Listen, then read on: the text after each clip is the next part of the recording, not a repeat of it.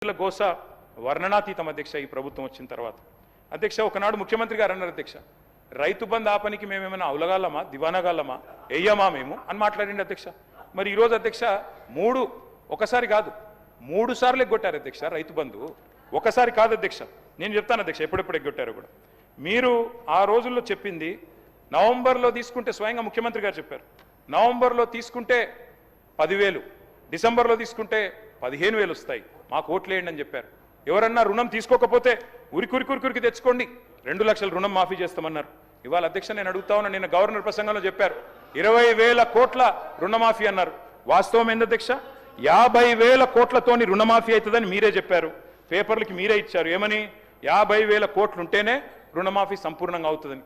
ఇవాళ ముఖ్యమంత్రి గారిని గౌరవ ప్రభుత్వాన్ని నేను అడుగుతా ఉన్నా అధ్యక్ష, ఏ ఒక్క గ్రామంలోనన్నా ఈ రోజు వరకు ఈ రాష్ట్రంలో రుణమాఫీ జరిగింది అని మీరు రుజువు చేయగలిగితే అదే గ్రామంలో నేను నా రాజీనామా పత్రం ఇచ్చిపోతా, లేకపోతే మీరు రాజీనామా చేస్తారా అని నేను అడుగుతా ఉన్నా అధ్యక్ష.